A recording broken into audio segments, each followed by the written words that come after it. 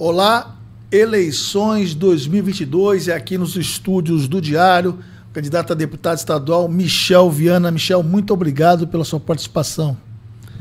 Obrigado, eu que agradeço aí pelo convite. Bom dia aí, todos e todas, e vamos lá, Raton. Agradeço aí o convite. A gente tem pouco espaço na mídia e quando tem é importante que a gente fale nosso programa. Muito obrigado. Michel, a gente vai fazer um bate-papo aqui sobre alguns assuntos que são aqui muito caros aqui na região, né? Muito difíceis de se solucionar. Você, como candidato estadual, pode nos dar uma luz aí, enfim. As pessoas estão vindo aqui, os candidatos estão tendo sua versão sobre as questões.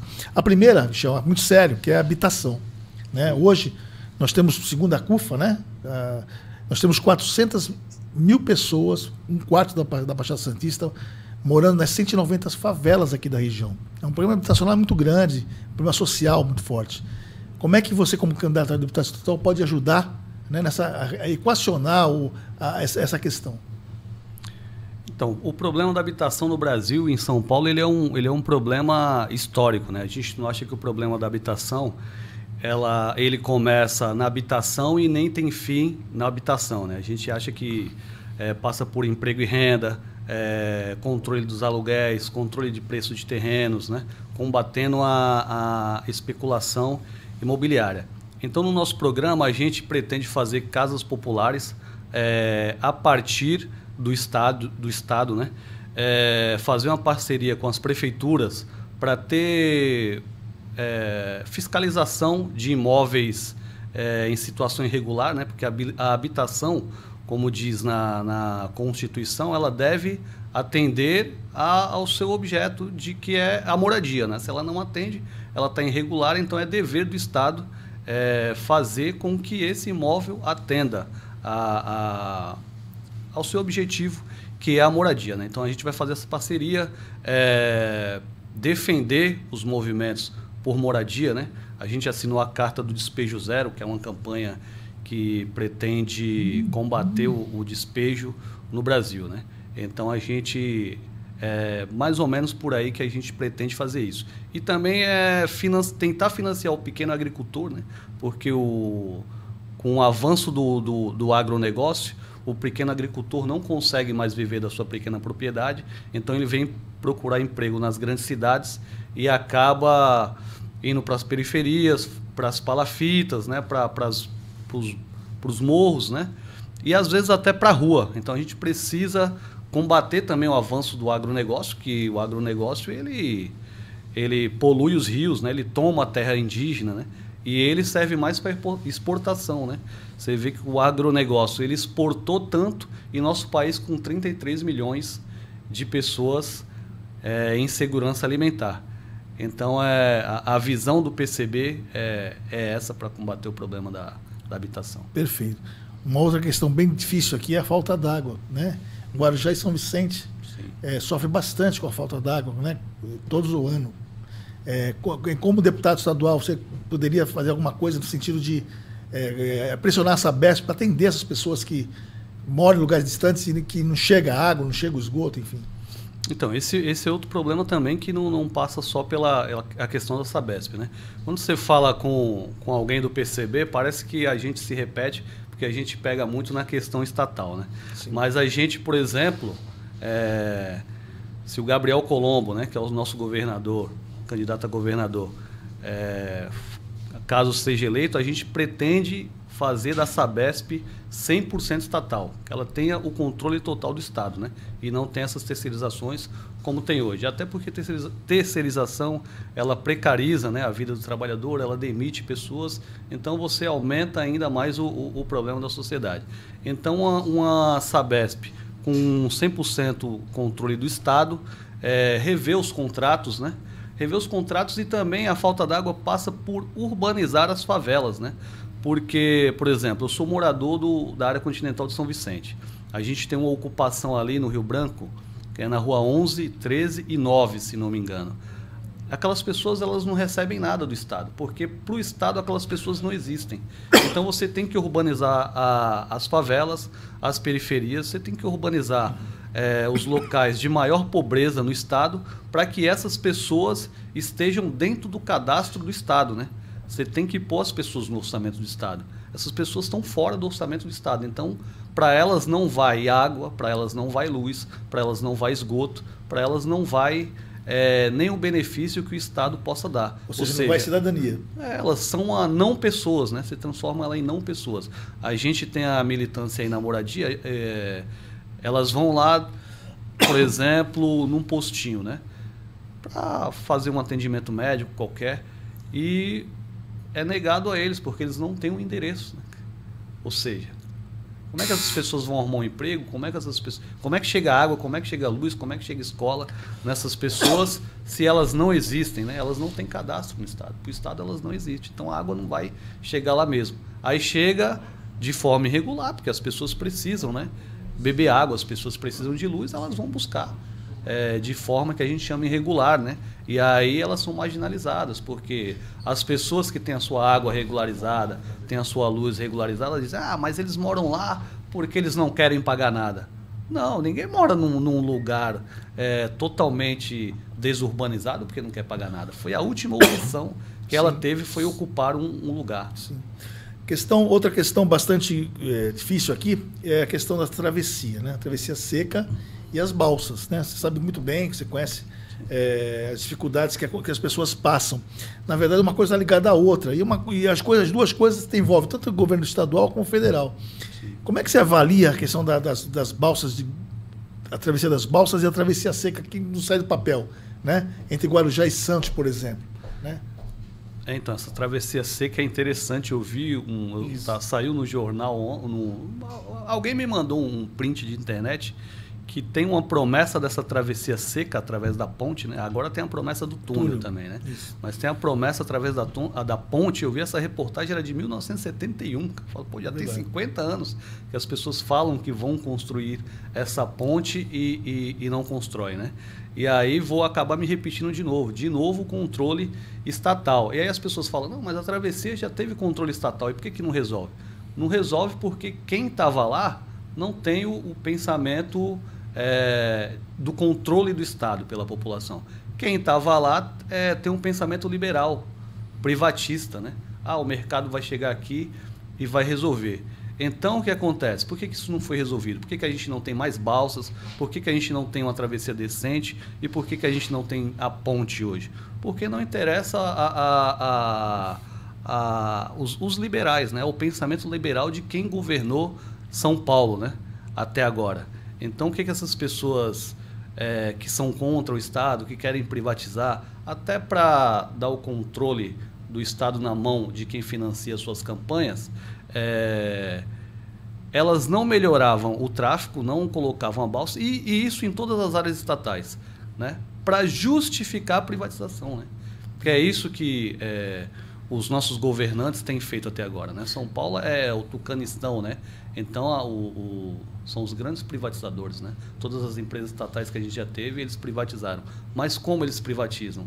Primeiro eles deixam sem investimento, né? Para o serviço ficar ruim, para justificar para a população. Você vê o Correio agora, né? Eu sei que a gente é do governo do Estado, mas só para dar um exemplo para quem esteja nos ouvindo. As pessoas reclamam do serviço do Correio e realmente ele está ruim. Mas, vamos lá. O Correio tem 10 anos sem concurso, né?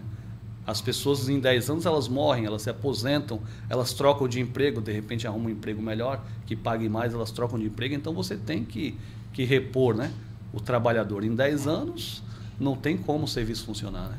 Mas funciona bem. Em termos de Brasil, funciona. O Correio vai em lugar bem longe, né? E se você privatizar, o cara que comprou essa parte de entrega, não vai querer lugar distante. Mas o Correio, sim. O privatizador estatal, ele só quer o filé, né? O estatal é que faz o serviço, né, comunitário. Exatamente.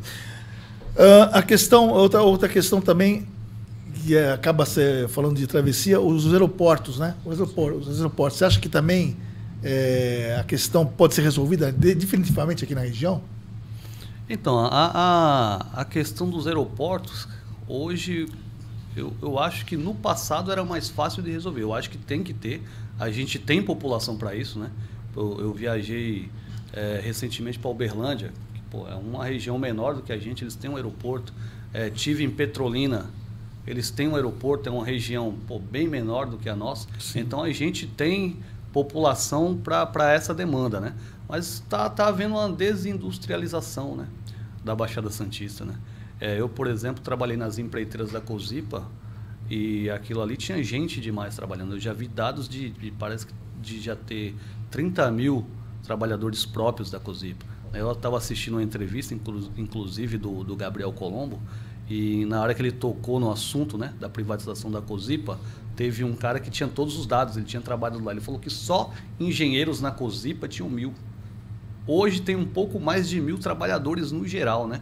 Então essa desindustrialização, esse crescimento do agronegócio no exterior do estado, eu acho que está cada vez mais dificultando a vinda dos nossos aeroportos, né? Então, como eu sempre falo, às vezes um problema ele não começa nele e nem se encerra nele. Eu acho que a gente tem que tomar, em São Paulo, a gente tem que ter a retomada da industrialização, a retomada do emprego e da renda. E uma das propostas do PCB nacionalmente e também aqui em São Paulo é implementar a jornada de 30 horas sem redução salarial, né? E muita gente fala, mas isso é projeto de comunista. Cara, eu trabalhei na Cozipa, tinham turnos, eram turnos de 5 horas e os trabalhadores próprios da Cozipa trabalhavam 6 horas. Ou seja, eles trabalhavam 35 horas semanais. Então, pode ser feito. Isso não é nenhum projeto comunista. Tem países aí liberais que tem, né? Então, a gente precisa retomar o emprego, retomar a renda, e a gente acredita que isso tem que ser a partir do Estado, retomando as empresas que foram privatizadas do Estado, Banespa, FEPASA, Cozipa, para o Estado novamente, para ter a pujança do emprego e da renda, e aí sim a gente vai conseguir trazer trabalho, gente de fora, interesse de investimento, e aí fica mais fácil para a gente trazer os aeroportos. Você que iniciou nossa conversa aqui falando que você é da área continental de São Vicente, né? Como deputado estadual, você conhece bem essas áreas, inclusive de Santos, São Vicente, e aqui é aquela grande população que mora ali, né? Que precisa de infraestrutura melhor. Você, como deputado estadual, você acha que o Estado pode ajudar essas pessoas, pode interferir nessa? Sim, claro. A área continental ela é uma vítima da especulação imobiliária, né? Grande parte dos moradores da área continental, eles são advindos do Nordeste e de Minas, né? A maioria. Se você chegar lá onde você sou do Pernambuco, sou do Ceará, sou de Minas, sou da Paraíba. A minha família mesmo é vítima, né, disso. Os meus pais, eles eram de uma família de agricultores no Pernambuco, né? Tanto meu pai quanto a minha mãe. Então, com a expansão, né, dos grandes agricultores, os pequenos não conseguiram sobreviver. E aí, com a industrialização, né, principalmente em São Paulo, eles vieram, né, trabalhar aqui em Cubatão. Meu pai veio trabalhar aqui em Cubatão, trabalhou aqui em Santos também, só que a gente não conseguia morar perto do emprego, né? Então, você vai para as áreas mais distantes, né, para as periferias mais distantes. Parque das Bandeiras, lá onde eu moro, é o último bairro, né? A gente já faz divisa com Praia Grande, com São Paulo. É verdade. Então, você precisa urbanizar, né, para que essas pessoas tenham dignidade. Você precisa colocar escola, por exemplo. Quando eu me mudei, a gente veio do Nordeste, eu me mudei para lá no final de 87, né? Tinham 2 escolas, agora tem 4. Mas quando a gente mudou para lá, não tinha Quarentenário, não tinha Vila Ponte Nova, não tinha Parque Continental, não tinha Nova São Vicente. Ou seja, era uma grande fazenda, era Parque das Bandeiras, aí passava aquele grande terreno ali da Nova São Vicente que não tinha nada, aí tinha a Vila Ema, algumas casas, Vila Matias, Samaritá, uma vilinha de ferroviário pequena, pouquíssimas ruas, né? Aí tinha Rio Branco também, com meia dúzia de casa, e depois veio o Maitá. Depois do Maitá era Continental. Mas aí já no Maitá, no fundo do Maitá, já tem lá o Mangue Seco, Vila Feliz, né? Que são ocupações, né, irregulares. Aí tem a Fazendinha, tem a Portelinha. Já levaram para lá pelo menos uns 4 ou 5 conjuntos habitacionais, né? Ou seja, virou um depósito, gente. As mesmas coisas que tinha na área continental quando eu era criança, ainda tem hoje. A única coisa que veio para a área continental foi um asfalto, né, mal feito, e que custou muito caro para a população, né?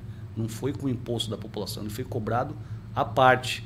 E o que veio foi isso, e a nossa vida piorou muito, porque a gente fala de VLT hoje, mas pô, quando eu era criança eu tinha trem para ir para São Paulo, por exemplo. Eu consegui ir para o Vale do Ribeira. Aí a gente, por isso que a gente defende a estatização, né? Era a FEPASA, você ia para o Vale do Ribeira, você ia para Jundiaí, você ia para São Paulo, você vinha até aqui, Ana Costa, em Santos, né? E você tinha muita gente empregada ali. Os ferroviários, por exemplo, tem uma vila de casas que a FEPASA deu para os seus trabalhadores morarem, né? E aí as pessoas falam, pô, mas o Estado dá muita moleza. Mas, gente, o cara está trabalhando, não tem direito de ter uma casa? Os caras não fazem mais do que a obrigação de dar uma casa para o trabalhador, né? A questão do VLT, né? Já que você tocou no assunto, poderia ser estendido para essas áreas, né? Para facilitar a vida do trabalhador, ou não? E não foi o que aconteceu aqui na região. Então, a promessa é que começaria por lá, né? A promessa do...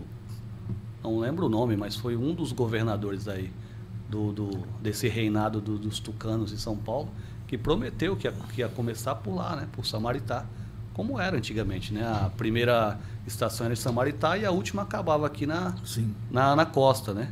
Então, a linha está lá, né? Teve o problema com a ponte, mas foi...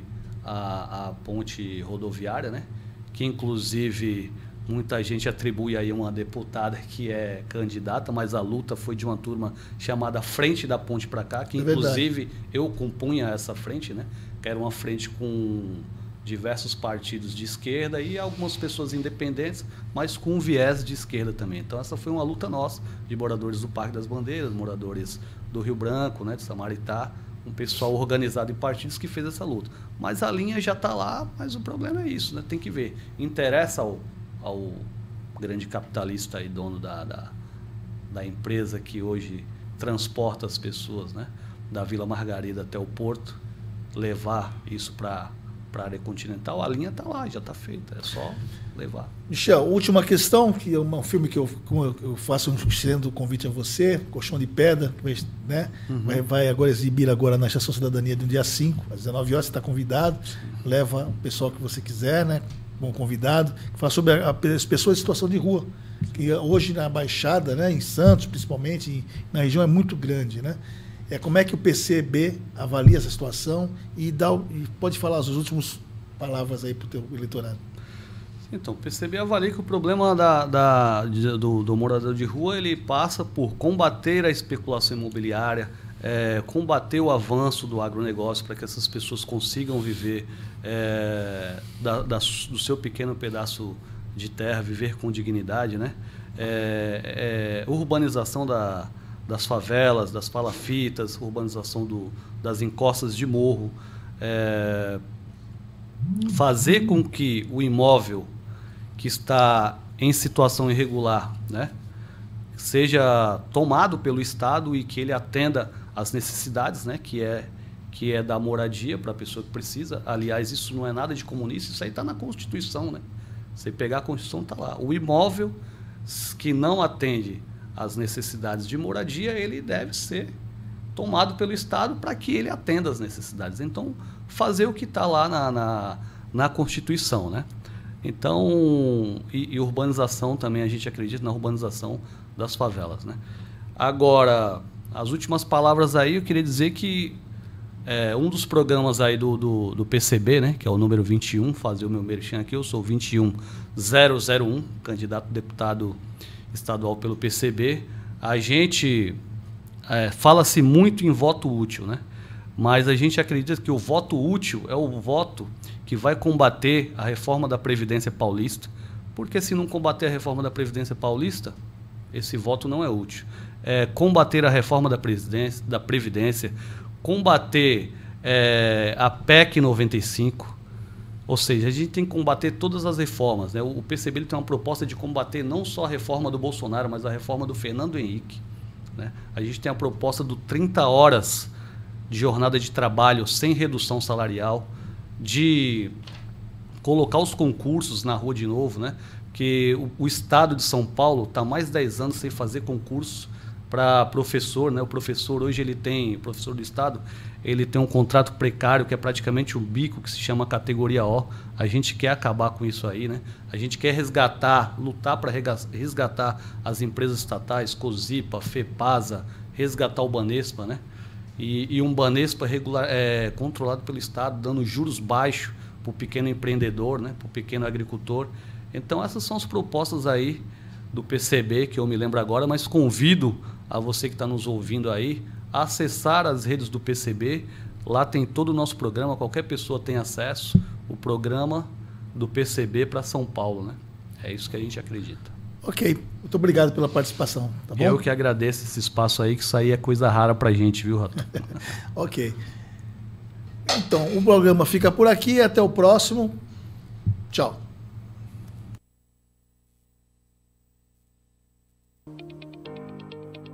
É isso aí. Obrigado, viu, cara? Obrigado, minha boa sorte.